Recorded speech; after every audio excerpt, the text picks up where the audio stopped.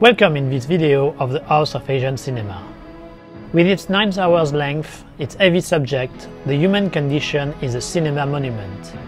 A demanding and intimidating work, but which conceals a rich palette of emotions and reflections on war, on the difficulty of keeping one's humanity in such a context. The human condition is the work of a lifetime, that of filmmaker Masaki Kobayashi, considered one of the great masters of Japanese cinema.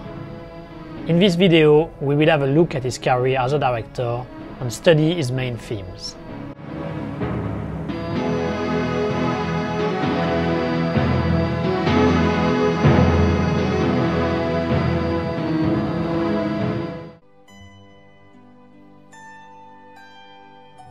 During the 1950s, Shoshiku was one of the major studios of the Japanese film industry.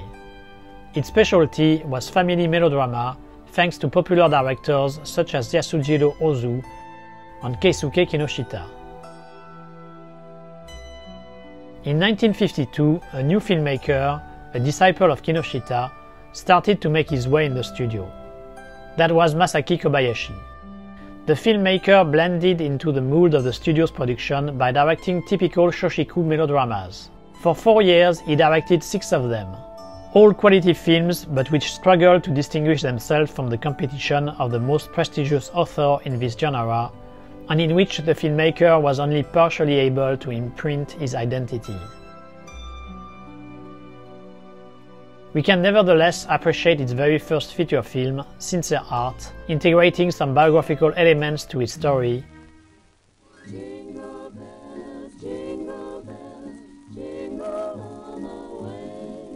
and his latest, I Will Buy You, offering a dark vision of the world of sport and more generally of the new Japanese style capitalism.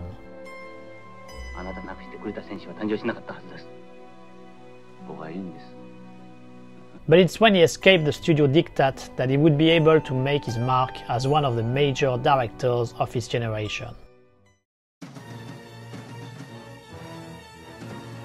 On December 7, 1941, Japan launched a surprise attack on the American base of Pearl Harbor. For Masaki Kobayashi, it was a sad ending of his very young career in the film industry after having joined Shoshiku only a few months earlier.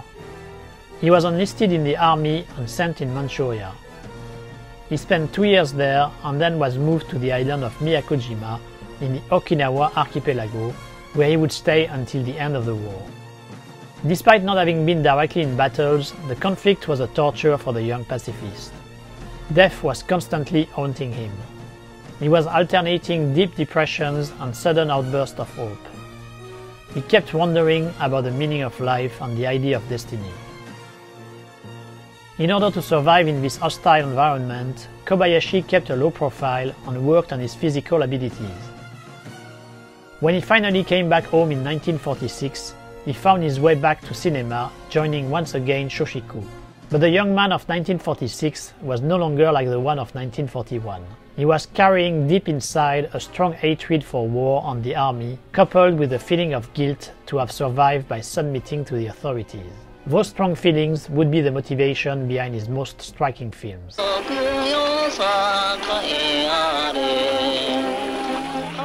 War is at the center of Kobayashi's first film, diverting from the usual tropes of Shoshiku's melodramas.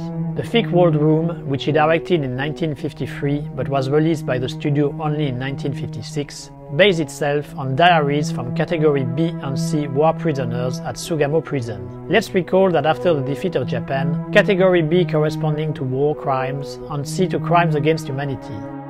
Kobayashi's film followed them in their daily life, waiting for their judgment. The subject was then topical. Japan had just regained its sovereignty the year before and wanted to put an end to the final consequences of the conflict. Public opinion constantly wavered between awareness of the actions linked to its colonial and warlike policies and a feeling of victimization. The Thick Walled Room is representative of this period, embracing those two contradictory orientations.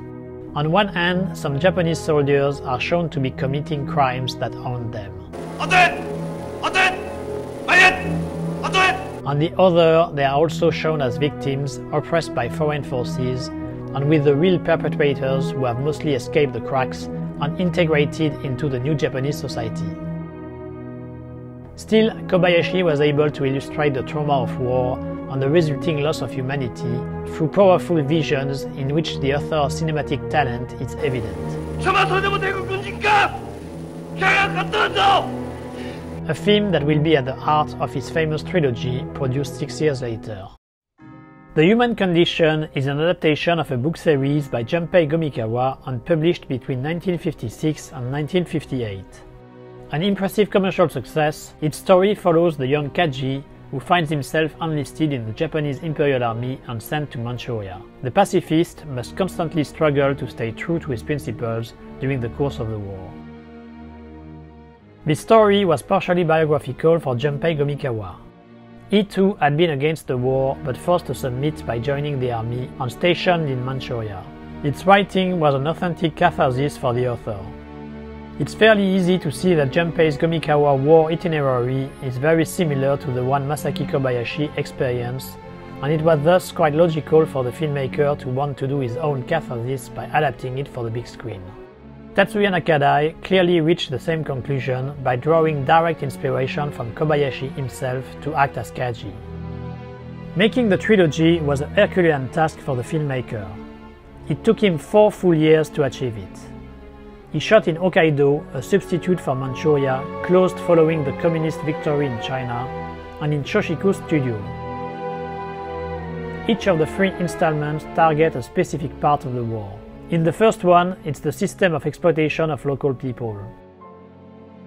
In the second, he singles out the Japanese army. The third expands the scope by condemning the similar action of the Soviet Union. Each film confronts Kaji with the heart-wrenching moral dilemma. How to treat Chinese workers humanly while meeting the demands of the Japanese war machine. How to survive in the Japanese military and its disciplinary system based on violence. How to reconcile your ideals with the reality of a system just as cruel as the one you opposed. They find their emotional climax in sequences of breathtaking cinematic power, whether it is the execution of Chinese workers in the first chapter or the attack of Soviet tanks in the second.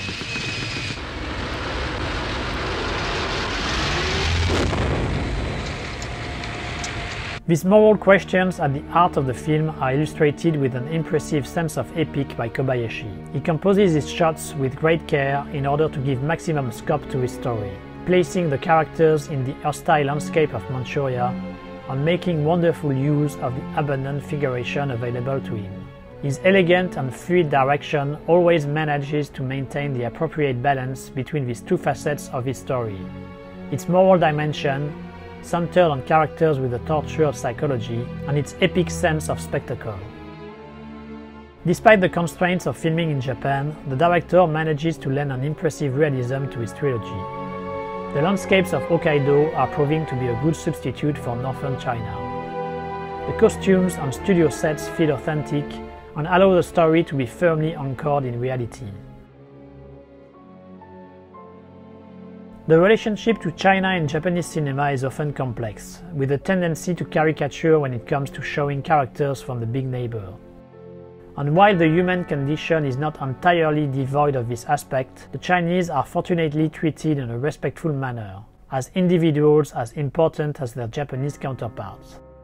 Throughout the film, Kaji evolves. From an indecisive idealist, he gradually hardened himself, struggling to stay true to his principles despite increasingly difficult circumstances. In fact, he has to compromise regularly and betray his principles to ensure his survival.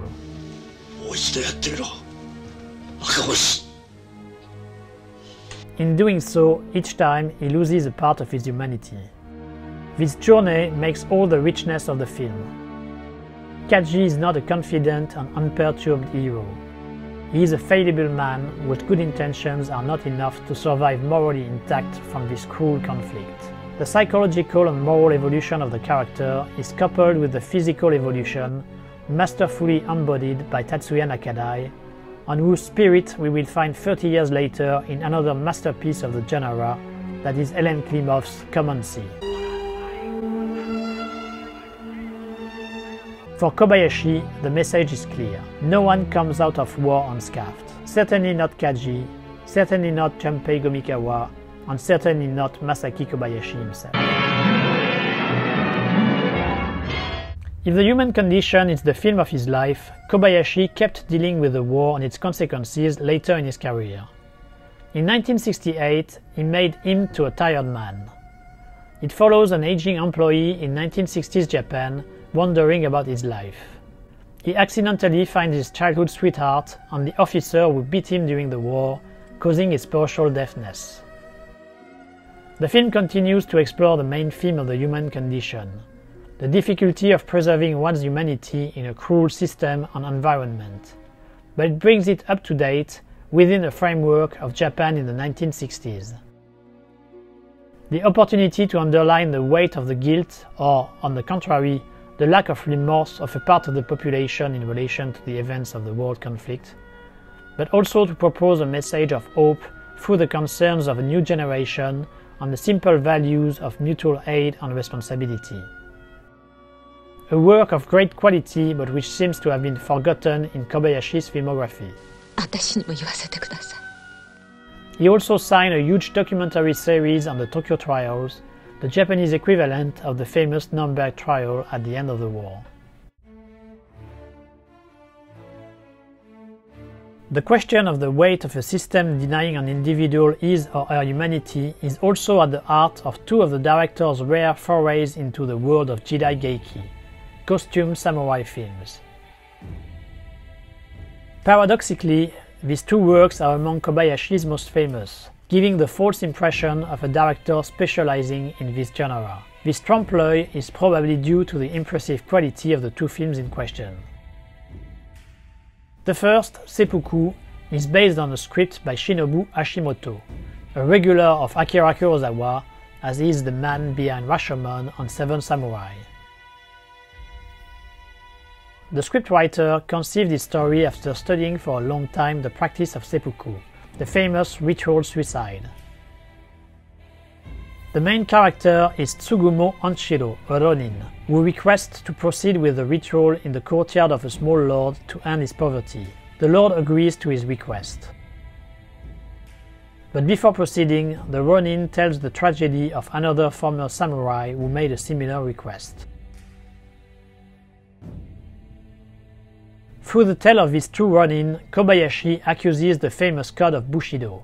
It was codified during the Edo era, under the leadership of the Tokugawa, in order to give ideological legitimacy to the new society.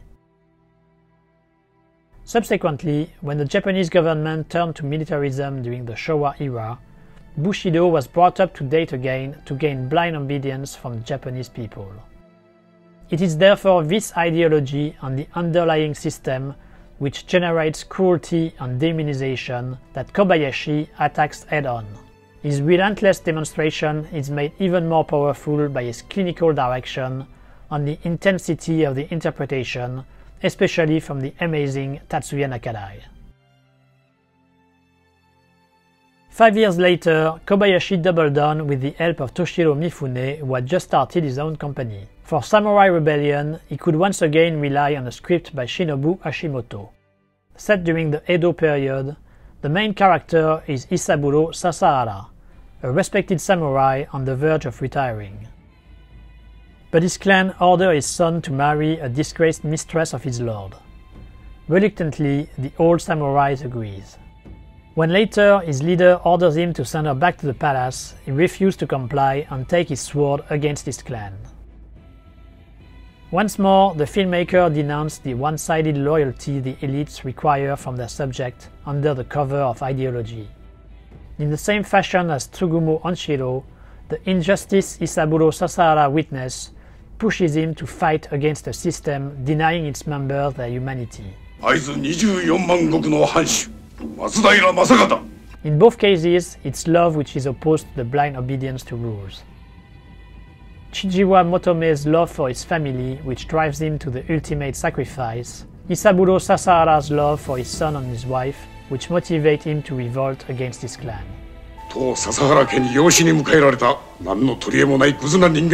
By refusing to abide by tradition and authority, listening to their art, and being willing to put their lives on the line to defend their values, they represent an ideal for Kobayashi.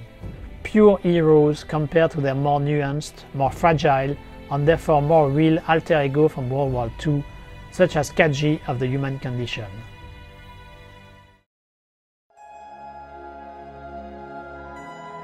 If war and the question of humanity in the face of a system is at the heart of Kobayashi's work, the filmmaker also had a more spiritual side. Although he didn't claim to belong to any religion, during his years of study, he developed a marked interest in the Buddhist arts under the influence of one of his teachers, the poet Aizu. These spiritual touches were already present occasionally in his works related to the war or some of his first melodramas. But he particularly pushed in this direction towards the end of his career. Kwaidan, another of his most famous work, was a step in this direction. The film is based on Japanese oral folk tales centered on ghosts, and which were partly popularized by Greek-Irish writer Lafcadio Hearn, who would later be an inspiration for Aizu, Kobayashi's mentor. Divided into 4 distinct sketches, the film is above all an opportunity for the director to create disturbing atmosphere and to push his visual ideas to the maximum. Even today, Kwaidan is indeed an aesthetic shock, many shots of which can only impress the viewer. However, the film is not devoid of messages, like its third segment denouncing the idealization of figures from the past. But for the most part, it is a visual and atmospheric feast that is proposed and brought to life by Kobayashi thanks to an almost entirely studio settings and a maniacal perfectionism that pushed its production to its financial limits. Although the film was received positively at festivals and is considered a cult work today, this financial factor led to the filmmaker's dismissal from the Shoshiku and a difficult freelance career. In 1973, he directed Kaseki. This miniseries, aired on Fuji TV, was based on a novel by Yasushi Inoue. Kobayashi reworked its 1-hour-long 8 episodes in 1975 until he ended up with a 3-hour 30-minute feature film giving him satisfaction. We follow a wealthy businessman on a trip to Europe who learns he has cancer, leaving him only 1 month to live. The film is a gripping contemplation of a man on the verge of death. Kobayashi manages to play over the long duration of the footage to hypnotize the viewer, drawing them into the narrative and making them understand the procrastination and flaws of the main character. It is through art and spirituality, and not faith in a specific religion, that he will come to accept the ineluctable and find a relative inner peace. Despite limited resources due to television production, Kobayashi makes good use of his various French filming locations and manages to compose remarkable sequences, especially during the protagonist's moment of illumination. One of Kobayashi's dearest projects was another adaptation of a novel by Yasushi Inoue, Tonko, on the Silk Road, the famous Dunhuang frescoes, and the spread of Buddhism in China during the Song dynasty. For more than 25 years, the filmmaker tried his utmost to have the project off the ground. He came the closest to achieve it in the mid-1980s with the financial backing of Dai, but his extreme respect for the real locations and the historical settings got the studio worried, and he was sadly replaced. The film ended up being made by Junya Sato in 1988 under the title The Silk Road. An interesting work, at the very least because of its status of a Sino-Japanese production, but one can only wonder what Kobayashi would have done with such material if he had had the opportunity to make it.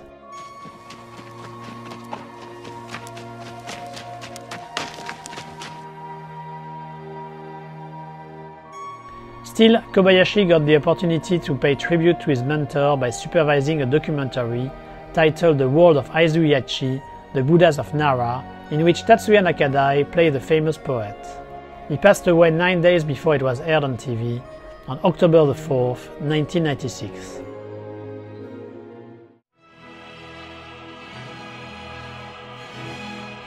Throughout his career, Masaki Kobayashi kept denouncing the consequences of war on all kinds of systems which deny their humanity to individuals.